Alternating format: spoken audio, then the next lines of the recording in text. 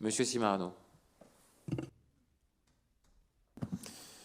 Monsieur le maire, mes chers collègues, permettez-moi d'introduire cette contribution au débat d'orientation budgétaire par un peu d'émotion d'un nouveau venu dans cet hémicycle très impressionnant et par l'humilité d'une équipe que nous incarnons aujourd'hui tous les trois après le résultat des élections municipales.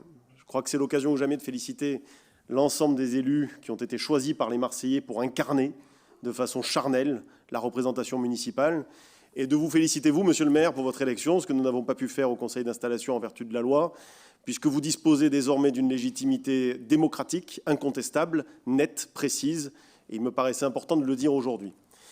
Je vais aussi faire quelque chose que j'ai assez peu eu l'occasion de faire ces dernières années et surtout ces derniers mois, c'est de vous remercier, monsieur le maire, d'avoir accepté, et quelque part cette prise de parole elle-même en est l'exemple, que notre équipe, notre courant de pensée, notre école, notre façon de voir le monde, la vie, la ville, puisse s'exprimer dans ce conseil municipal aujourd'hui et, je l'espère, à l'avenir. Et nous sommes aujourd'hui déterminés à incarner ce courant de pensée qui, s'il est très minoritaire à l'échelle de la ville, comme l'ont confirmé les urnes, représente tout de même une voix singulière qui doit pouvoir continuer de s'exprimer. Je veux également remercier le président Alizio, qui a accepté sur votre proposition que puisse se jouer de cette façon et puisse s'exprimer notre voix spécifique.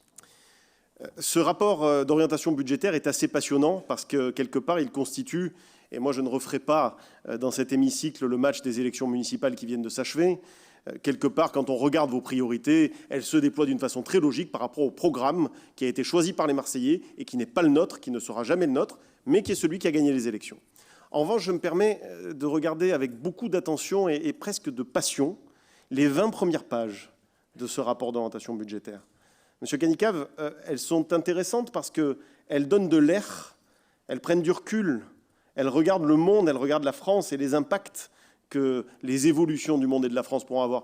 Et si on prend encore 3 ou 4 pas de côté, si on fait encore 3 ou 4 pas de côté, on se rend compte que ces évolutions sont absolument imprévisibles. Je prendrai 3 exemples. Je n'aurais jamais cru, moi, à 36 ans, qu'on pourrait vivre une soirée d'angoisse et d'anxiété en se demandant si la première puissance militaire du monde allait ou non utiliser l'arme nucléaire sur un ennemi.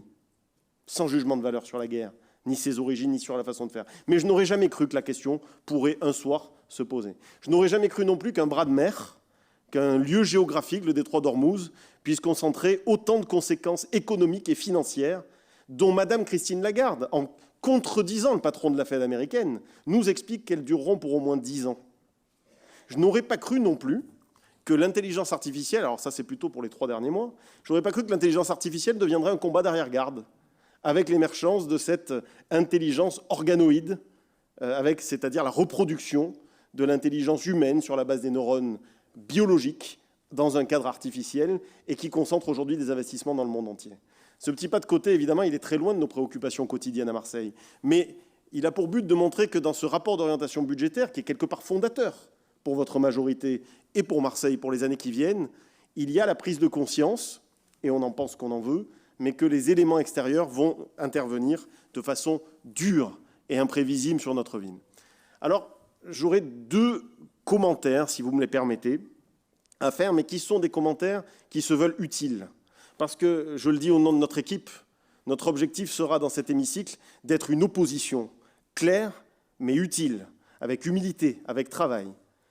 Mon premier commentaire sera sur les fonds européens. J'ai bien noté en page 48 que vous revenez assez longuement d'ailleurs sur la question du programme des 100 villes décarbonées qui avait été décroché, monsieur le maire, en son temps par vos équipes avec l'aide d'appui extérieur et qui permet de décrocher régulièrement chaque année des fonds européens. Mais là aussi, dézoomons 2 minutes. Posons-nous aussi la question des objectifs que vous fixez. Quels objectifs chiffrés ? Moi, je crois qu'on a le devoir d'être utile dans cet hémicycle et je crois que notre expertise et notre vocation pro-européenne doit pouvoir être utile à cet exécutif parce que ce sera utile pour les Marseillais. Prenez le programme Horizon Europe. En février dernier, 21 millions d'euros par projet pour la question de la protection du patrimoine par rapport au dérèglement climatique. Prenez sur la santé, les maladies chroniques chez les jeunes. Il y a un programme à 10 millions d'euros qui a été lancé en février par la Commission européenne et qui permet de financer des programmes de sensibilisation dans les écoles. Prenez la question de la sécurité. un programme spécifique sur les personnes disparues et le rôle que peuvent jouer les polices municipales dans le cadre de la recherche des personnes disparues et la prévention de ces disparitions. 6 millions d'euros, ça sera ouvert en mai. Ce ne sont que quelques exemples de potentiels qui vont permettre d'aller chercher de l'air financier pour nos collectivités au sens large et particulièrement pour la ville de Marseille, et dont je crois qu'on aurait tous vocation sur tous les bancs de cette Assemblée à se saisir, parce que c'est pour l'intérêt des Marseillais. Le deuxième commentaire, il est plus général. Oui, vous l'avez dit, monsieur le maire, vous l'avez dit, le président du groupe Alizio l'a dit aussi, mais il y a une page qui se tourne, il y a une nouvelle époque. Notre candidate, Martine Dassal, qui a mené courageusement notre liste jusqu'au bout de cette campagne, a elle-même proposé, dans le cadre de la campagne des élections municipales, un acte 3 métropolitain, que son successeur, M. Nicolas Isnard, maire de Salon, vice-président de la région Sud, a incarné lors de la séance d'installation du Conseil métropolitain. Mais ça veut dire quelque chose, ça, sur le plan politique. Et ça peut avoir des conséquences positives si on regarde les choses avec un œil nouveau, avec un œil humble. Parce que si on s'amuse à se dire de qui c'est la faute si la situation en est là aujourd'hui, moi je vais dire que c'est de la vôtre. Et vous, monsieur le maire, vous allez dire que c'est de la nôtre. Je parle au sens large des autres collectivités du territoire.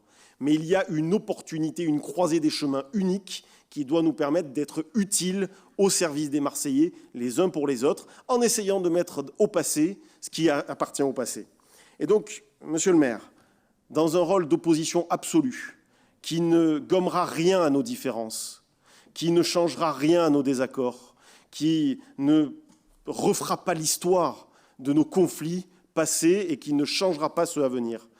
Il y a aujourd'hui une opportunité, et ce rapport d'orientation budgétaire est une bonne opportunité aussi pour nous de le dire, qui est celle d'une utilité au service des Marseillais et d'une opposition qui se pense avec ce petit côté village gaulois, où nous sommes 4 dans cet hémicycle, avec une singularité, avec des signes distinctifs qui nous différencient évidemment de l'extrême droite, qui nous différencie évidemment de la gauche et qui nous rendra capables de donner de l'utilité et de l'aide dans ce que vous appelez de vos voeux, tous et toutes, c'est-à-dire le service public pour les Marseillais.